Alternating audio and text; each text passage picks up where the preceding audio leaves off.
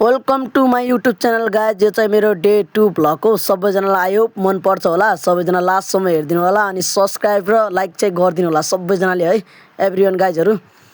म बिहान बिहान उठेर हेरेको त ओछ्यान चपाउनु मुगुन पुरै गन्दगी यस्तो भएको थियो के भनौँ। अब म छोरीको दुध पनि रहेछ अनि दुध एकछिनमा दिनु पर्ला छोरीलाई चाहिँ।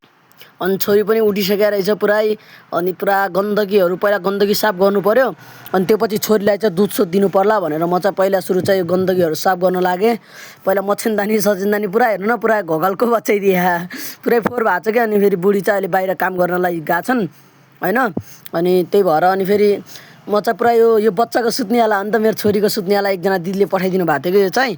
अनि पुरै म त साफसफाइमा लागिहालेँ। फेरि छोरी चाहिँ त्यहाँ रुइरहेको थियो, फेरि फटाफट कट्टुहरू छोरीको सामानहरू सब यताउता फालेँ। अब ओढ्ने पनि पुरै भएर चाहिँ खराब रहेछ, ओढ्ने सोड्ने मिलाउनेमा लागेँ पुरै।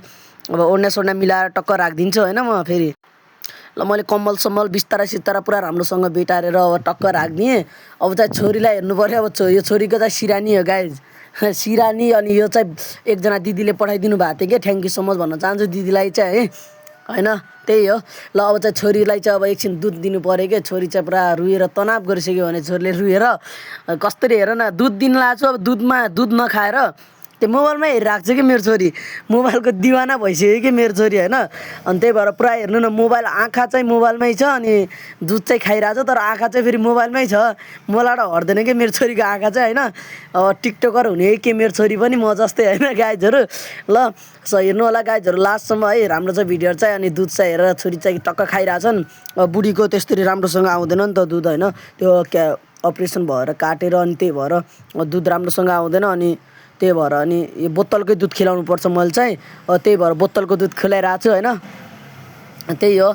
अब छोरी पातली त पातली भएको छ होइन, मोटा छैन। यो दुधले के बजारको दुधले के मोटाउने हेर मान्छे, त्यही भएर मोटा छैन होइन।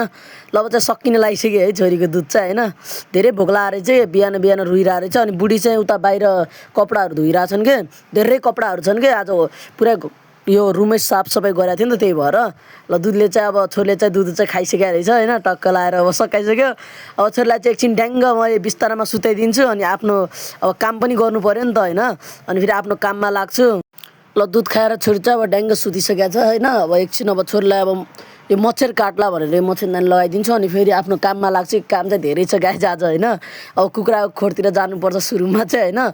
त्यहाँ कुखुराको खोर धेरै अब कुखुराहरू पालेको छु मैले चाहिँ होइन। अनि नयाँ नयाँ कुखुराहरू पनि फेरि हालेँ अब फर्ममा। अब केही त केही गर्नु पऱ्यो घर बसेर घर व्यवहार चलाउनको लागि होइन। त्यही भएर मैले चाहिँ यो अलिक कुखुरा सुक्रा हालेको छु फर्ममा होइन। धेरै कुखुराहरू चाहिँ मऱ्यो, फेरि मैले अझै हालेको छु कि जति जे गरे हार चाहिँ मान्दिनँ भनेर अझै कुखुरा हालेको। यो चुटिको चाहिँ कुखुरा बच्यो सबै। अनि अब यो फोहोर चाहिँ धेरै हुन्छ कि, धेरै हक्छन् कि यिनीहरू चाहिँ गु धेरै टट्टी धेरै गर्छन् कि। अब यो पुरा साफसफाइ गर्नु पऱ्यो। गन चाहिँ अब के यस्तो आइरहेको थियो अब के भनौँ गाइज होइन। म भन्नै सक्दिनँ यति गन आइरहेको थियो कि त्यहाँभित्र होइन, पस्नै सकिरहेको थिएन। अब गर्नु त पऱ्यो होइन। अब काम नगरेर त अब नेपालमा बस्न गाह्रो छ होइन। केही न केही त काम गर्नु पऱ्यो आफ्नो होइन। त्यही भएर अब बच्चाहरू पाल्नु अब त पहिलाको जस्तो एक्लै छैन नि त म होइन। फेरि अर्कोपट्टि पनि छ क्या, अब दुईवटापट्टि छ। अब अर्कोपट्टिको पनि झाडु मार्नु पऱ्यो होइन। त्यही भएर होइन त्यही हो। अब एक्लै भएको भए त अलग कुरा हुन्थ्यो होइन। पहिला त एक्लै थिएँ केही लाग्थेन। अब छोरी भयो, छोरी छ बुढी छ पाल्नु पऱ्यो होइन। अब केही न केही त गर्नु पऱ्यो नि आफ्नै नेपालमा भए पनि। त्यही भएर मैले चाहिँ फार्म हल्का सानो खोलेको छु। अब बिस्तारै बिस्तारै बढाउनु पर्छ, ठुलो बनाउनु पर्छ। अनि चारो चाहिँ सकिसकेको रहेछ कि। अनि फेरि अब चारो हालिदिनु पऱ्यो भनेर अब चारो ल्याउनु जान्छु अब एकछिन होइन। अब भिडियो काटी हालेको छ होइन, अब लङ धेरै लामो हुन्छ भनेर। ल अब चारो ल्याएर आउँछ है गाइजहरू सबैजना हेर्नु। चारो पुरा हेर्नु। यो कुखुराको चारो हो कि भयङ्कर महँगो छ यो चारो पनि के भनौँ। अब एक कट्टामा 50 किलो हुन्छ, 50 किलोको 4000 पर्छ यो यो एक कट्टा एक हप्ता पनि चल्दैन कि एक हप्ता पनि, त्यस्तो गाह्रो छ भने गाइज। अनि यति छन् मेरो कुखुरा चाहिँ, अरू चाहिँ भित्र छन्, अरू कहाँ छन् धेरै छन् 100-150 वटा। अनि अघिदेखि बुढी खै भनिराख्नु भएको थियो। बुढी चाहिँ हेर्नु बाहिर अघिदेखि भाँडा धोइरहेको थिएँ कि, म त कपडा धोइरहेको थिएँ भाँडा धोइरहेको थिएँ। आज यो घर पुरै सरसफाइ गरेको पुरै गन्दा कपडाहरू अनि छोरीको कपडाहरू सब अब गर्मी महिना आयो नि त, गर्मीको चिजहरू सब अब धोएर भित्र राखिदिने। अनि अनि फेरि बुढीसँग अलि मेरो झगडा पऱ्यो।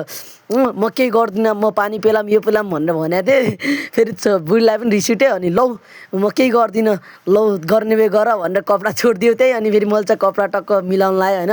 त्यही हो बुढीलाई पनि गाह्रो हुन्छ बुढीलाई पनि के काम गर्नुपर्छ अहिले एकछिनमा बुढीले खानासाना बनाउँछ होइन म त अब त्यो कुखुरा हेर्ने काम हो छोरीलाई हेर्ने काम हो बुढीलाई झन् कति काम हुन्छ के गर्नुपर्छ अनि गाइज यो चाहिँ मटरको दानाहरू चनाको दानाहरू होइन अनि यो चाहिँ मैले सुकाउन लगाएको छु अब यो भोलि पर्सिबाट यो बनाउनु पऱ्यो कि भौँला बनाउनु पऱ्यो खानु पऱ्यो होइन त्यही भएर अब चाहिँ यो बाख्रा खोर यस्तो के भनौँ म रोज झाडु मार्नुपर्छ रोज हग्छन् भने कति हग्छन् भने रोज गन्दगी हुन्छ क्या रोज झाडु मार्नुपर्छ त्यही भएर अब धेरै मान्छे सोचिराख्नु भएको होला यो मान्छे मोचा लगाएर किन काम गरिरहेको छ भनेर सोध्नुभयो होला सबै मान्छेले मेरो बानी नै छ कि पहिल्यैदेखि जाडो महिना आयो नि त जाडो महिनादेखि बिहान बिहान उठेर मोचा लगाउने बानी छ त्यही भएर जहिले पनि मोचै लगाएर झाडु काम गर्छु कि त्यही भएर आज पनि मोचै लगाएर काम गरेँ होइन कसैले नेगेटिभ नभनेर अब भित्र पनि घरमा पनि अलिक फोहोर थियो कि घर पनि झाडु मार्नु पऱ्यो भनेर टक्क घरसर पनि झाडु मार्न आएको थिएँ अनि फेरि अहिलेसम्म छोरी चाहिँ उठेको छैन छोरी चाहिँ सुतेकै थिएँ त्यही भएर ढुक्कले काम गरिरहेको थिएँ म चाहिँ अनि बुढी चाहिँ बाहिर